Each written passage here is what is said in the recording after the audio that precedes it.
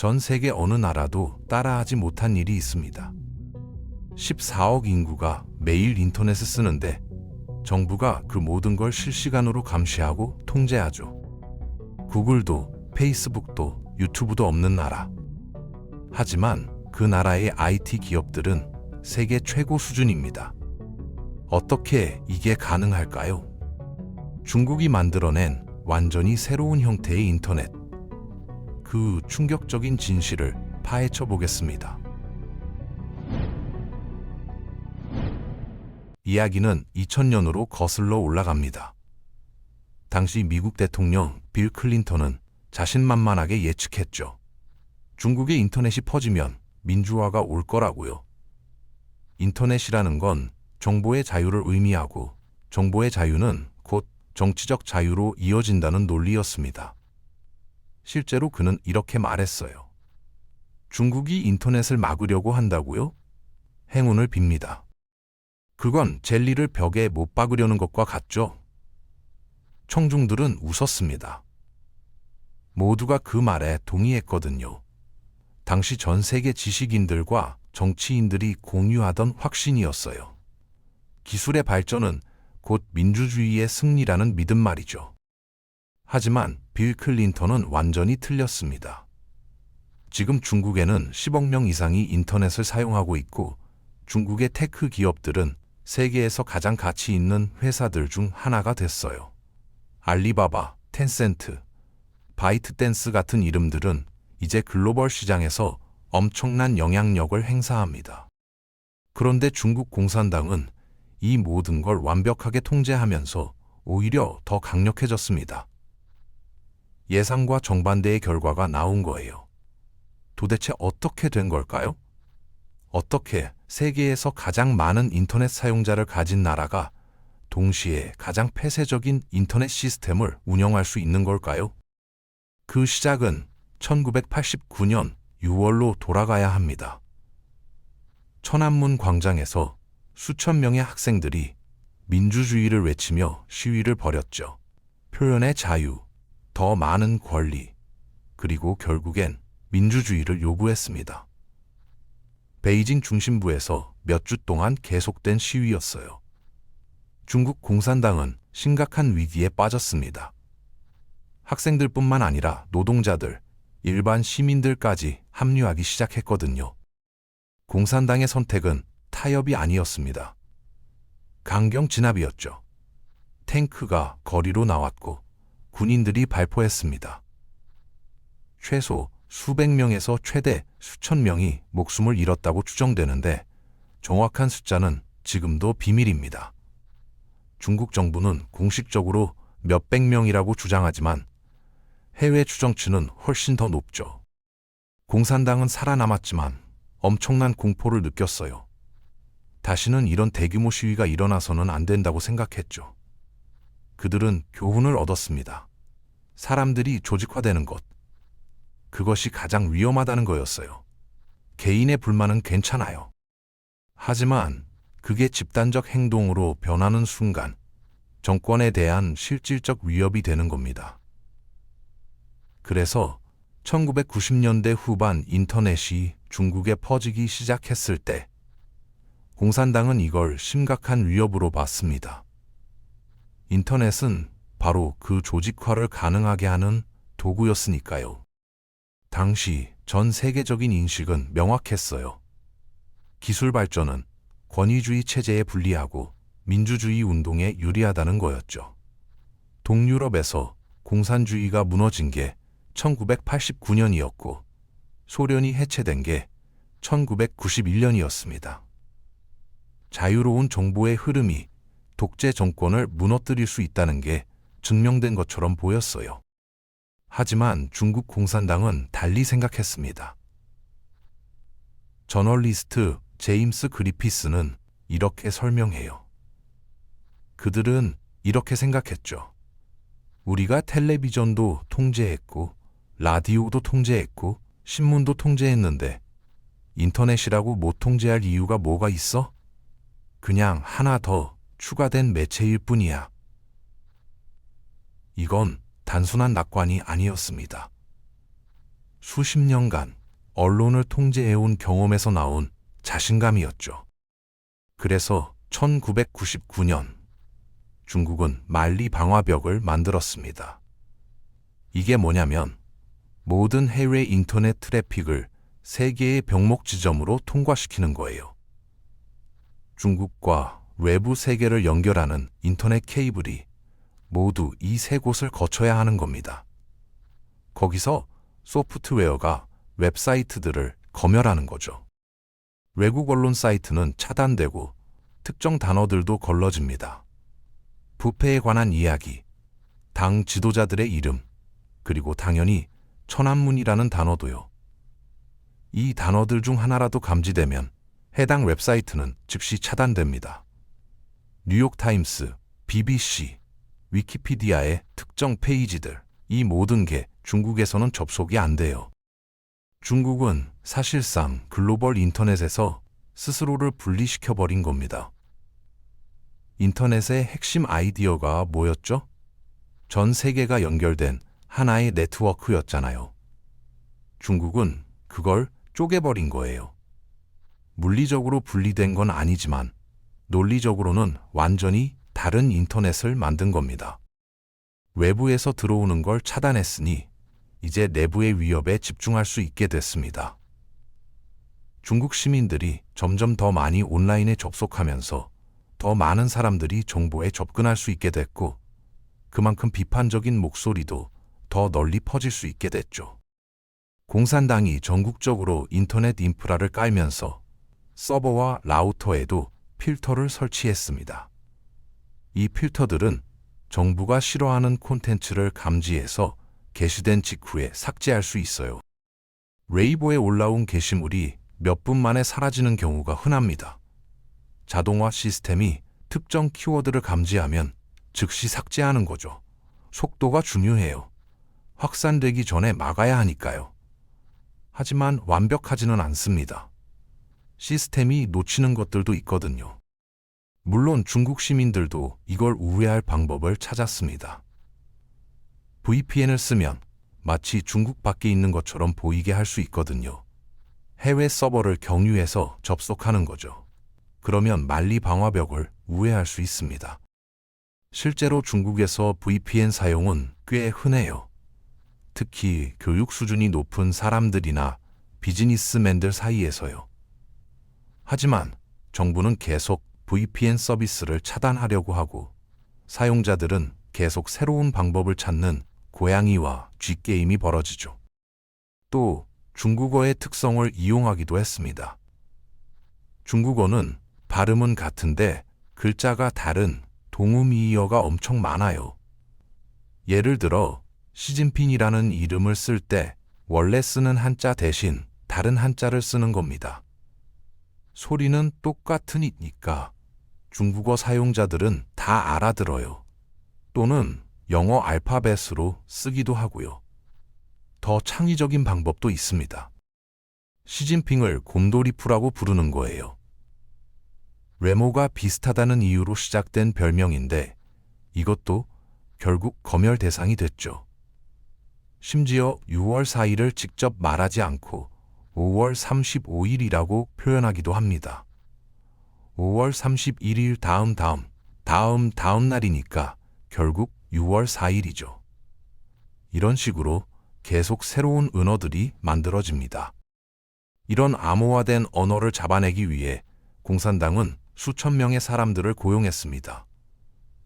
이들은 인터넷을 돌아다니면서 의심스러운 게시물을 찾아내서 보고하죠. 흔히 50센트당이라고 불리는 사람들인데 게시물 하나당 50센트를 받는다는 의미예요. 실제로는 대부분 정부기관에서 일하는 직원들이 본업 외에 추가로 하는 일이라고 합니다. 이렇게 여러 겹의 검열 시스템이 작동하는 겁니다. 자동화 필터, 사람 검열관, 사후 삭제, 이 모든 게 동시에 돌아가는 거예요. 물론 이게 중국 시민들이 정부를 비판하는 걸 완전히 막을 수는 없어요. 중국 인터넷에는 정부 비판이 없다고 생각하면 큰 오산입니다. 실제로는 엄청나게 많아요. 부패한 공무원에 대한 불만, 환경오염에 대한 분노, 부동산 가격에 대한 좌절, 이런 것들은 매일같이 올라옵니다. 하지만 조기에 발견해서 확산을 막을 수 있고 조직적인 행동을 극도로 어렵게 만들 수 있습니다. 개인적 불만은 괜찮지만 그게 집단 행동으로 변하는 건 안 된다는 거죠. 중국 인터넷에는 수많은 민감한 주제들이 있지만 가장 민감한 건 특정 정치적 이슈가 아닙니다. 바로 집단 행동 그 자체예요. 주제가 뭔지는 중요하지 않아요. 환경 문제든 노동권이든 심지어 애완동물 보호든 상관없습니다. 사람들이 모이려고 하는 순간 그게 경계 대상이 되는 겁니다. 그들은 사람들이 조직화되는 걸 원하지 않습니다.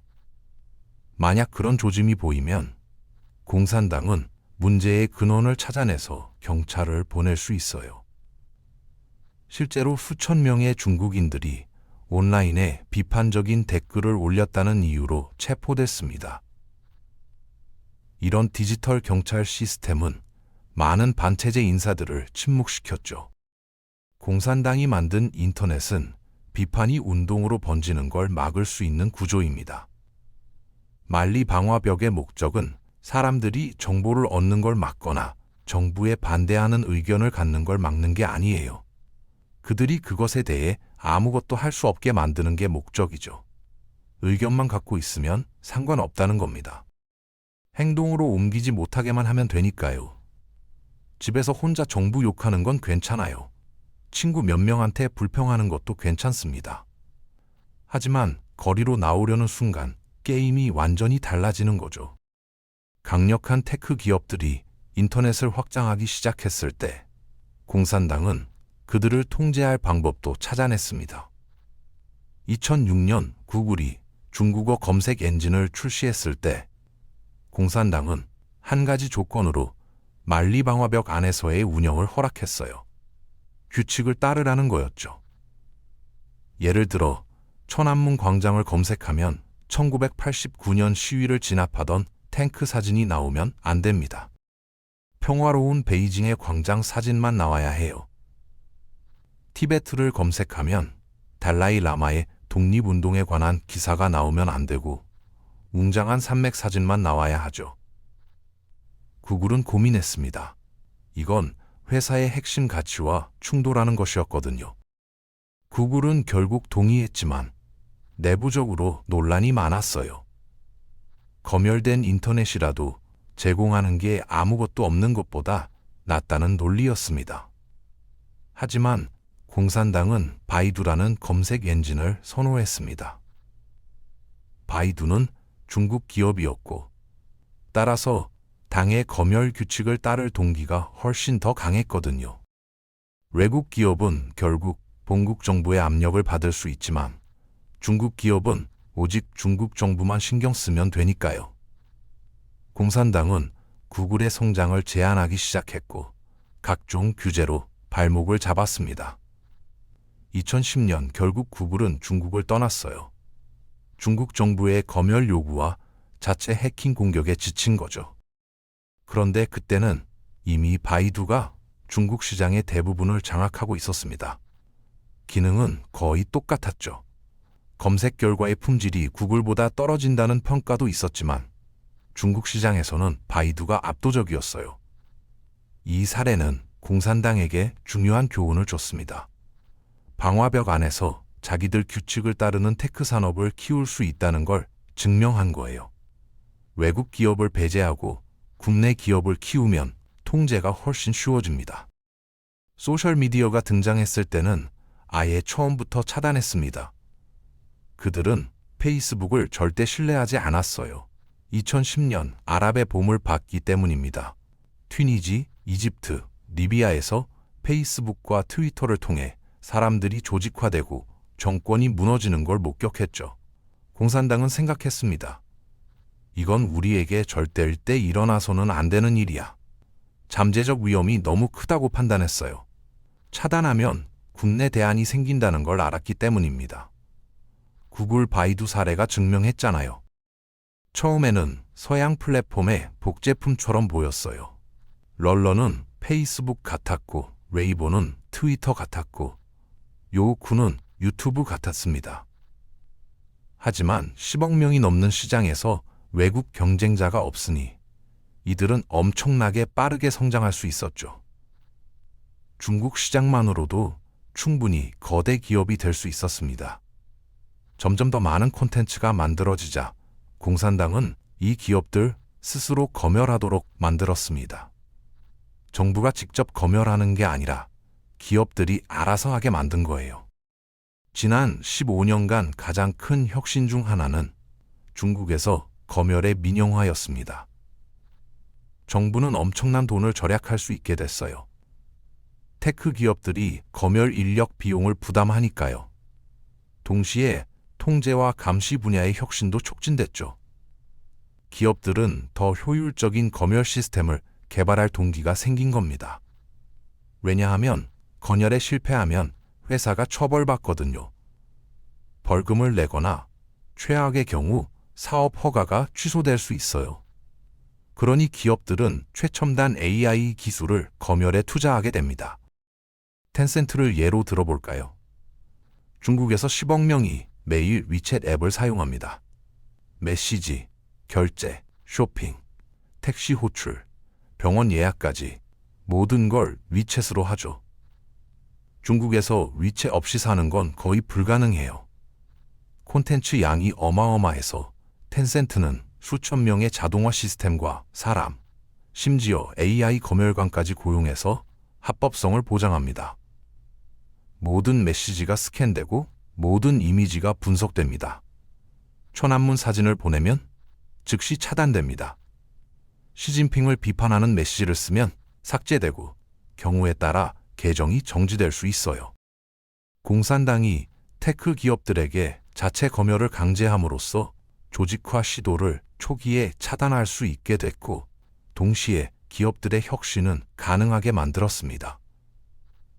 이게 핵심입니다. 혁신과 통제를 동시에 이뤄낸 거예요. 바이트댄스가 흥미로운 이유가 뭐냐면 세계에서 가장 통제된 인터넷 환경 중 하나에서 활동하면서도 지난 몇 년간 가장 혁신적인 제품을 만들어냈다는 겁니다. 바로 틱톡이죠. 짧은 동영상 플랫폼이라는 아이디어 자체는 새롭지 않았지만 바이트댄스는 이걸 완전히 다른 수준으로 끌어올렸어요. 중독성 있는 알고리즘, 쉬운 편집 도구, 전 세계로 확장하는 전략. 어떻게 가능했을까요? 중국에는 13억 명이 살고 있고 그중 약 90%가 온라인에 있습니다. 이렇게 고립된 공간 안에서도 엄청난 경쟁이 있고 그게 혁신을 만들어내요. 중국 테크 기업들끼리의 경쟁이 얼마나 치열한지 아세요? 생존하기 위해서는 끊임없이 혁신해야 합니다. 정치적인 가이드라인 안에서 국내 시장을 위한 콘텐츠를 만드는 건 충분히 가능하고 실제로 매우 효과적이죠. 정치만 건드리지 않으면 엔터테인먼트, 커머스, 게임 등 다른 모든 분야에서 자유롭게 경쟁할 수 있습니다. 전 세계적으로 인터넷은 사람들이 대규모 시위를 조직하는 걸 도왔습니다. 그중 일부는 권위주의 정부를 무너뜨리기도 했어요. 2011년 아랍의 봄, 2013년 터키 게지 공원 시위, 2019년 홍콩 민주화 시위까지. 하지만 중국 공산당은 본토에서 천안문 시위만큼 큰 운동을 경험한 적이 없습니다. 그리고 천안문은 인터넷이 널리 퍼지기 훨씬 전에 일어난 일이었죠. 만약 인터넷을 조직화나 정치적 행동을 위한 중요한 도구로 본다면 중국에서는 그렇게 작동하지 않았어요. 이건 방화벽의 엄청난 성공으로 봐야 합니다. 2022년에 중국의 엄격한 코로나 봉쇄 조치에 반대하는 시위가 있긴 했습니다. 백지 시위라고 불리는 거였는데 사람들이 백지를 들고 나온 거예요. 직접적으로 구호를 외치지 않아도 의미가 전달되는 상징적 시위였죠. 하지만 그건 독특한 상황이었어요. 모든 사람이 코로나에 대해 이야기하고 있었고 정부의 제로 코로나 정책이 너무 극단적이었거든요. 사람들이 아파트에 갇혀서 식료품도 못 사고 병원도 못 가는 상황이었습니다. 검열 시스템이 과부하 상태였죠. 그런데도 48시간 안에 통제됐다는 게 중요합니다. 며칠간의 거리 시위 이상으로 커지는 게 절대 허용되지 않았어요. 주동자들이 체포됐고 온라인 토론은 즉시 차단됐습니다. 중국이 인터넷을 막으려고 한다고요? 행운을 빕니다. 이 말은 완전히 틀렸습니다. 인터넷이 반드시 민주주의를 강화하는 건 아니에요. 정반대를 강화할 수도 있다는 게 증명됐죠. 중국은 젤리를 벽에 못 박는 데 성공했습니다. 전 세계가 불가능하다고 했던 일을 해낸 거예요. 기술 낙관주의자들이 틀렸고 권위주의 정권이 옳았던 셈입니다. 지금 이 순간에도 중국에서는 10억 명이 넘는 사람들이 인터넷을 쓰고 있습니다. 그들은 영상을 보고 쇼핑을 하고 친구들과 대화를 나누죠. 게임을 하고 음식을 주문하고 뉴스를 읽습니다. 겉으로 보기에는 다른 나라 사람들과 크게 다르지 않아요. 하지만 그 모든 것이 감시되고 있고 통제되고 있습니다. 이게 바로 중국이 만들어낸 새로운 형태의 인터넷이에요. 자유의 도구가 아니라 통제의 도구로 변형된 인터넷입니다. 우리가 당연하게 여기는 것들이 중국에서는 전혀 다른 방식으로 작동하고 있어요. 구글 검색 한 번, 유튜브 영상 하나 보는 것조차 불가능한 세상. 하지만 그 안에서 사람들은 나름대로의 디지털 생활을 영위하고 있습니다. 바이두로 검색하고 빌리빌리로 영상을 보고 위챗으로 소통하죠. 중국 모델이 무서운 이유는 뭘까요? 그게 작동한다는 겁니다. 경제 성장도 이뤘고 기술 혁신도 이뤘어요. 동시에 정치적 통제도 강화했습니다. 이 세 가지를 동시에 달성한 거예요. 많은 권위주의 국가들이 이 모델을 부러워하고 있고 실제로 따라하려고 시도하고 있습니다. 러시아, 이란, 베트남 등 여러 나라가 중국식 인터넷 인통제 시스템을 벤치마킹하고 있어요. 빌 클린턴이 예측했던 미래는 오지 않았습니다. 인터넷이 중국을 변화시킬 거라는 예측은 완전히 빗나갔어요. 오히려 중국이 인터넷을 변화시켰죠. 자신들의 필요에 맞게 재설계한 겁니다. 기술이 본질적으로 자유를 가져온다는 믿음은 환상이었던 거예요. 기술은 중립적입니다. 어떻게 사용하느냐에 따라 자유의 도구가 될 수도 있고 통제의 도구가 될 수도 있는 거죠. 중국은 세계에 중요한 교훈을 남겼습니다. 인터넷의 미래가 하나가 아니라는 거예요. 서로 다른 인터넷들이 공존할 수 있다는 걸 증명했습니다. 우리가 아는 열린 인터넷과 중국이 만든 통제된 인터넷, 둘 다 기능하고 둘 다 발전하고 있어요.